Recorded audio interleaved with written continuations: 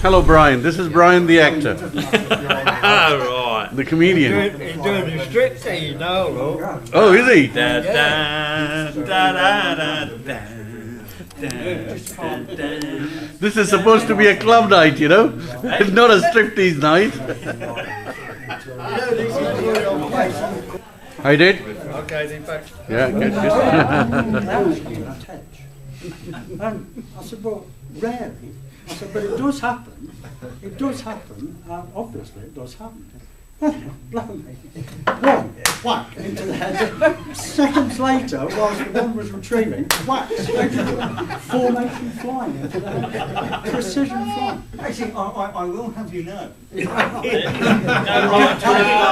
right of reply. I didn't actually fly into the hedge. Oh, Someone else flew before it. The hedge jumped up and grabbed it.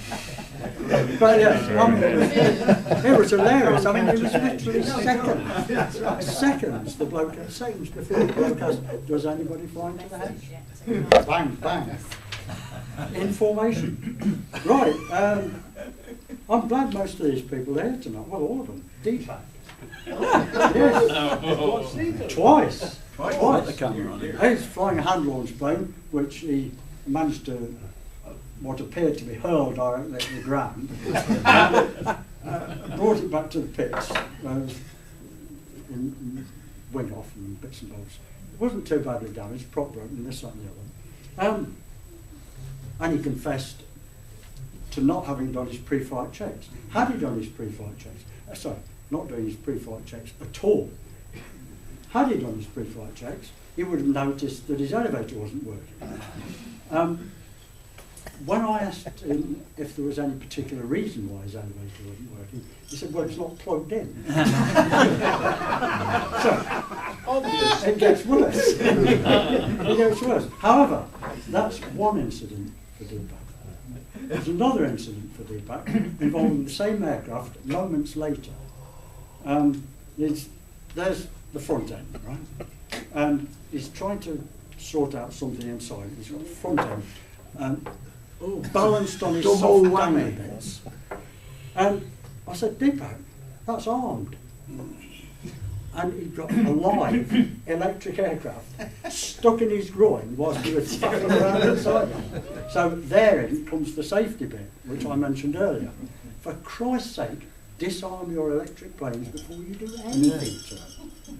Before you even click your fingers at them or look at them. Disarm them, for God's sake. So, got DICKHEAD twice, and last, and I hope least, myself. Yeah. Save the best till last. Well, no, I was going to put this first, so you really give it some welly. Opening and closing the throttle, not a burp out of it, not a bleep out of it. I thought I must have piped this up wrong. So I had a quick look, so no, it's not piped up wrong, nothing. And it goes again, keeps flying on, blow blood on it this time. Nothing happened, absolutely nothing. Then Justin says to me, that fuel looks a bit pale.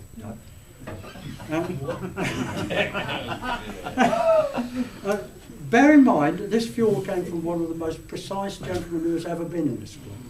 He really was. He was pedantic, almost. He really was. And I have a right to expect that what was labelled laser 4-stroke fuel was in fact laser 4-stroke fuel. It was water. I felt it, looked at it, had a taste of it. It was water? I'm sorry. Because he did boats as well. He must have had something to do with his boats, I don't know. But sure enough, it was water. And I messed around. I wasted one of my rare days flying. Well, it soon followed up again with proper fuel in it. Soon for Justin Brian Kettle's props. Yeah. No. Brian Kettle's props. Yeah. Stand with his aerial not pulled out and managing to rescue. No, we know where this is going. DICKHEAD twice. Double whammy for DICKHEAD. Nearly, anyway. Alan and All right, I'll take it over there.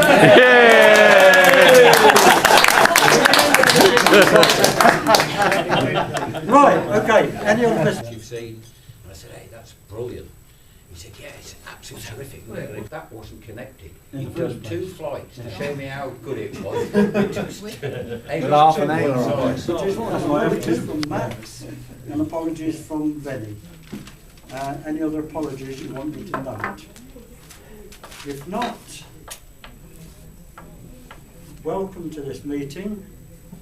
I've got a sad announcement to make before we start, and that is that our own Ken Griffith passed away last week, which I didn't know until tonight.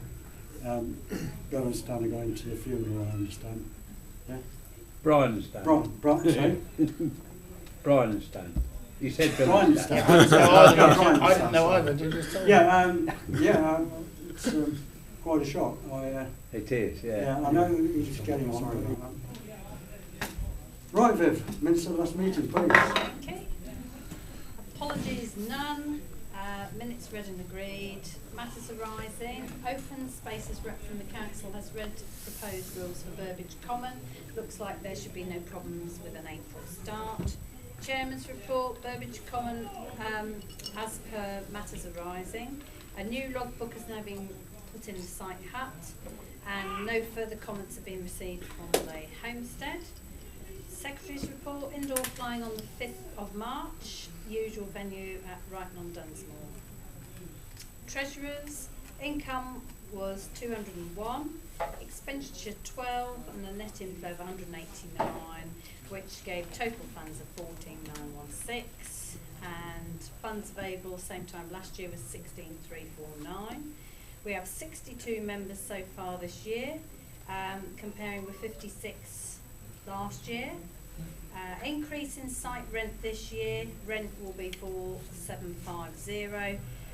The rent increases every 2 years. So, site officer, it's still very muddy at the site, so take care. Events, Chris outlined possibility of a trip to Silverstone to use radio control model racing cars. An email will be sent out by Viv to gauge interest in this idea. Peter's emailed Al's Hobbies to ask if they will do a talk at club night. We also arrange a covering demo at a future time. Pete will be stripping down a 2-stroke and 4-stroke engine at the next meeting. Grove Road School in Burbage has asked the club to do a demo at their fete on the 15th of June, and Peter's agreed to this. Safety.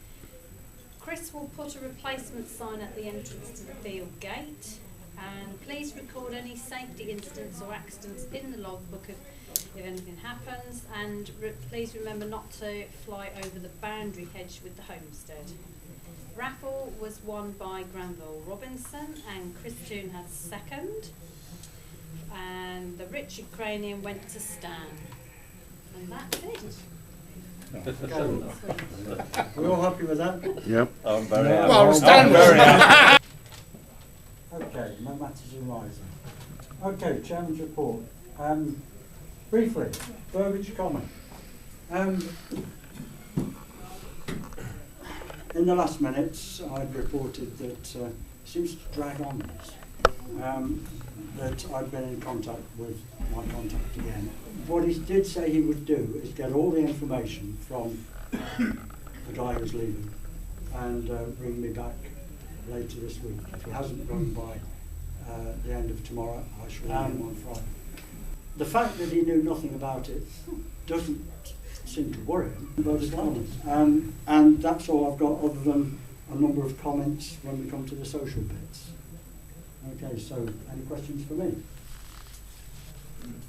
Well, just one thing that occurred to me, Pete. At the moment, we were planning for, as you quite rightly said, the 17th of April start. As we won't be together after tonight. Night, plus the Silverstone thing, we've had people's responses to that. Thanks very much to those who sent me a reply. And also, we did have our final indoor on Saturday, and that was very successful. We ended up with actually making a profit of £25.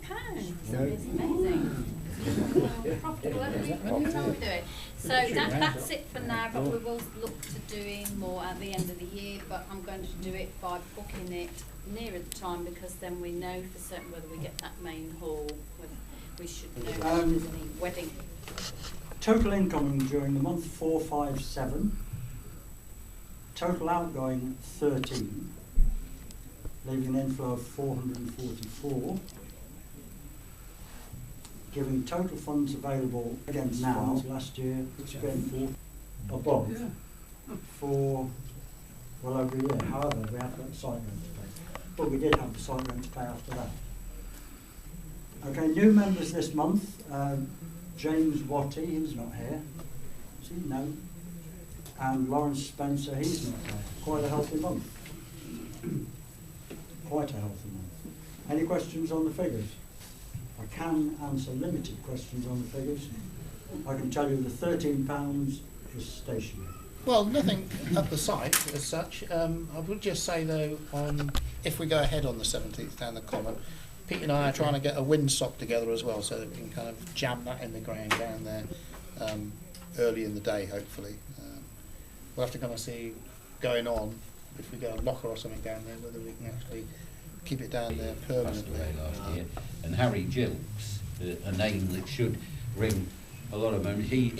The three of us and we never entered any of the damn things. We just did all the organising. Yeah, it was a great shame. Yeah. But no,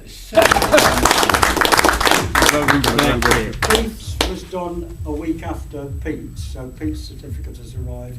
Yours hasn't arrived yet. It'll take about so we'll get it next time.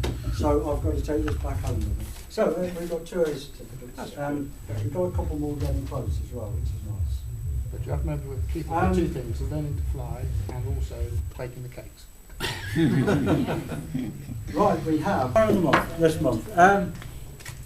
It's going to Rog Watson. The reason it's going to Rog Watson is Roger has probably been flying longer than most of us, actually. Perhaps not longer than you, a little longer than me, but longer than most of us. But he's had a massive, massive layoff. Years and years and years in the wilderness, such that he had to come back and fly a trainer. And now, this weekend, he's entered